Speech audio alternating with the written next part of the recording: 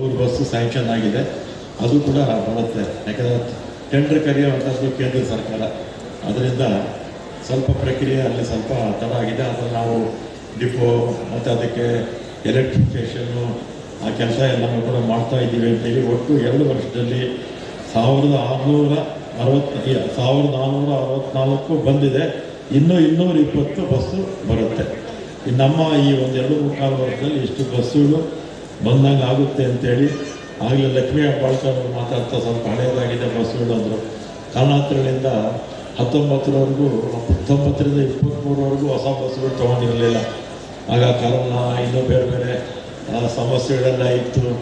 ಮತ್ತು ಆ ಸಂದರ್ಭದಲ್ಲಿ ಆಗಿನ ಸರ್ಕಾರ ಸುಮಾರು ಸ್ಯಾಲ್ರೀಸ್ಗೆ ಮತ್ತು ಈವನ್ ಇದು ಡೀಸೆಲ್ ಕೊಂಡ್ಕೊಳ್ಳೋಕೆ ಕೂಡ ಆ ಸಂದರ್ಭದಲ್ಲಿ ಭಾಳ ಕರೋನಾ ಸಂದರ್ಭದಲ್ಲಿ 2 ವರ್ಷ ತೊಂದರೆ ಇದ್ದಾಗ ಸಹಾಯ ಅವಾಗ ಮಾಡಿದರು. ಆ ಸಂದರ್ಭದಲ್ಲಿ 4 ವರ್ಷ ಬಸ್ಸುಗಳು ತೊಗೊಳೋಕ್ಕೆ ಆಗಿರಲಿಲ್ಲ.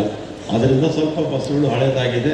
ಅದನ್ನೆಲ್ಲ ಕೂಡ ಹೊಸ ಬಸ್ಸುಗಳು ಹಾಕಿ ಅದನ್ನೆಲ್ಲ ಕೂಡ ರೀಪ್ಲೇಸ್ಮೆಂಟ್ ಮಾಡ್ತೀವಿ ಅಂತೇಳಿ, ಮತ್ತು ಹೊಸ ರೂಟುಗಳು ಕೂಡ ಲಕ್ಷ್ಮೀ ಹೆಬ್ಬಾಳ್ಕರ್ ಅವರು ಇವತ್ತೊಂದು ಚೀಟಿ ಕೊಟ್ಟಿದ್ದಾರೆ. ಅದನ್ನು ಕೂಡ MD ಅವ್ರಿಗೆ ಹೇಳಿ ಅದನ್ನು ಕೂಡ ಅವ್ರ ಕ್ಷೇತ್ರ ಅಂತಲ್ಲ, ಎಲ್ಲೆಲ್ಲಿ ಅವಶ್ಯಕತೆ ಇದೆಯೋ ಅಲ್ಲೆಲ್ಲ ಕೂಡ ಮಾಡಿ ಅಂತ ನಾನು MD ಅವರಿಗೆ ಸೂಚನೆ ಕೊಡ್ತೀನಿ ಅಂತೇಳಿ. ಮತ್ತು ಅದೇ ರೀತಿ ಇವತ್ತು ರಿಕ್ರೂಟ್ಮೆಂಟು ಒಟ್ಟು ನಾನು ಹಿಂದೆ ಇದೇ ಇಲಾಖೆ ಮಂತ್ರಿ ಆಗಿದ್ದಾಗ 2013ರಿಂದ 2017 4 ವರ್ಷ 4 ತಿಂಗಳು ಮಂತ್ರಿ ಆಗಿದ್ದೆ. ಆಗ 16,000 ಜನ ರಿಕ್ರೂಟ್ಮೆಂಟ್ ಮಾಡಿದ್ವಿ. ಮತ್ತು ಈಗ ನಾವು ಈ ಫಂಕ್ಷನ್ ಮಾಡ್ತಾ ಇದ್ದೀವಲ್ಲ, ಈ ಬಸ್ ಸ್ಟ್ಯಾಂಡು, ಇದಕ್ಕೂ ಕೂಡ ನಾನೇ ಶಂಕುಸ್ಥಾಪನೆ ಹಾಕಿದ್ದು. ಆಗ ನಮ್ಮ ಆಸಿಫ್ ಸೇಠ್ ಅವರನ್ನು MLA ಆಗಿದ್ದರು.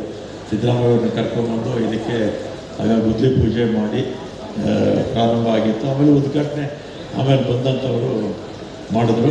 ಮತ್ತು ಅದೇ ರೀತಿ ಸಿಟಿ ಬಸ್ ಸ್ಟ್ಯಾಂಡು ಕೂಡ ಮೊನ್ನೆ ಮುಖ್ಯಮಂತ್ರಿಗಳನ್ನ ಸತೀಶ್ ಜಾರಕಿಹೊಳಿ ಅವರು, ನಾವು ಲಕ್ಷ್ಮೀ ಹೆಬ್ಬಾಳ್ಕರ್ ಅವರು ಸಿಟಿ ಬಸ್ ಸ್ಟ್ಯಾಂಡು ಕೂಡ ಈಗಾಗಿದೆ, ಅದು ಕೂಡ ಚಾಲನೆಯಲ್ಲಿದೆ. ಮತ್ತು ಇತ್ತೀಚೆಗೆ ಹುಬ್ಳಿಯಲ್ಲಿ 27 ಕೋಟಿ ರೂಪಾಯಿ ವೆಚ್ಚದಲ್ಲಿ ಹೊಸ ಬಸ್ ಸ್ಟ್ಯಾಂಡ್ ಆಯಿತು.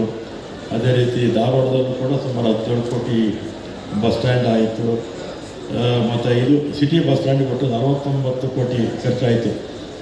ಇಷ್ಟೆಲ್ಲ ನಮ್ಮ ಇನ್ನು ಇದ್ರ ಜೊತೆಗೆ ಇನ್ನು ಉಳಿದಿರ್ತಕ್ಕಂಥ ಜಿಲ್ಲೆಗಳಲ್ಲೂ ಕೂಡ ಬೇರೆ ಬೇರೆ ವಾಯು ಕರ್ನಾಟಕಕ್ಕೆ ಸೇರಿರ್ತಕ್ಕಂಥ ಕಡೆ ಎಲ್ಲೆಲ್ಲಿ ಅವಶ್ಯಕತೆ ಇದೆ. ಕಿತ್ತೂರಲ್ಲೂ ಒಂದು ಉದ್ಘಾಟನೆ ಆಗಬೇಕು. ನಮ್ಮ ಶಾಸಕರು 2-3 ತಿಂಗಳಿಂದಲೂ ಕೇಳ್ತಾ ಇದ್ದಾರೆ.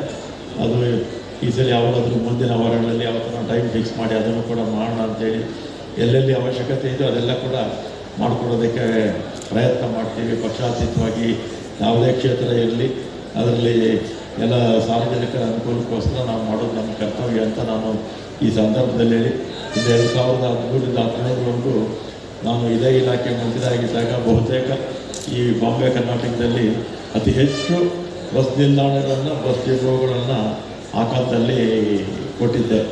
ಇಷ್ಟು ಹೇಳಿ, ಮತ್ತು ರಿಕ್ರೂಟ್ಮೆಂಟು ಈಗ ಸಾಂಕೇತಿಕವಾಗಿ ಕೆಲವರು ಕೊಡ್ತೀವಿ.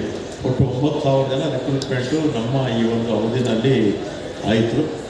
ಮತ್ತು 1,000 ಅನುಕಂಪದಾದರ ಮೇಲೆ, ನಾನಾ ಕಾರಣಗಳಿಂದ 7-8 ವರ್ಷದ ಅನುಕಂಪದಾದರ ಮೇಲೆ, ಅಂದರೆ ಕೆಲಸದಲ್ಲಿದ್ದಂಥ ಸಂದರ್ಭದಲ್ಲಿ ತೀರೋಗುವಂಥ ಅವರ ಇವರಿಗೆ ಕುಟುಂಬದವರಿಗೆ ಯಾರಾದರೂ ಕೆಲಸ ಕೊಡುವಂಥ ಕೆಲಸ ಮೊದಲಿಂದಲೂ ನಮ್ಮಲ್ಲಿ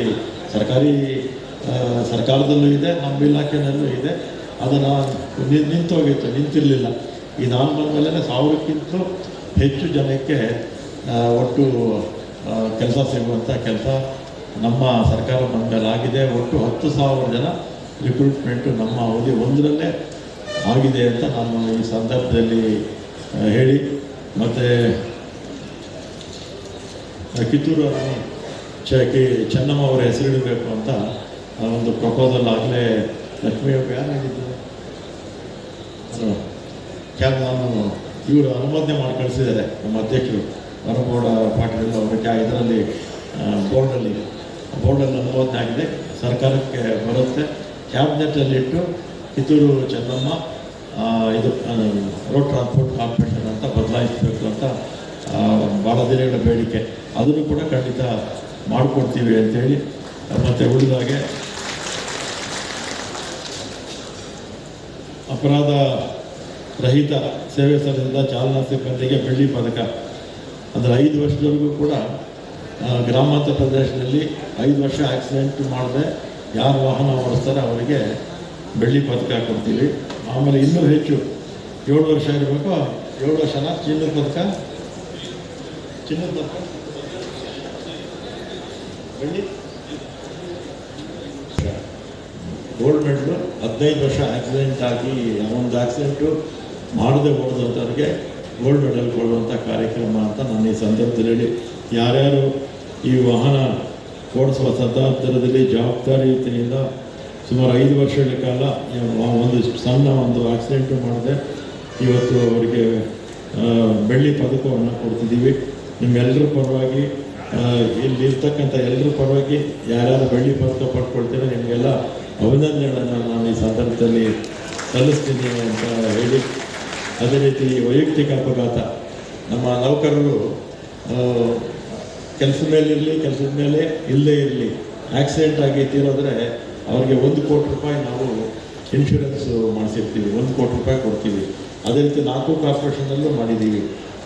ಇದು ಇವನ್ ಮಿಲ್ಟ್ರಿನಲ್ಲೂ ಕೂಡ ಸರ್ವೀಸಲ್ಲಿದ್ದಾಗ ಸತ್ರ 60 ಲಕ್ಷ ಕೊಡ್ತಾರೆ ಅಷ್ಟೇ.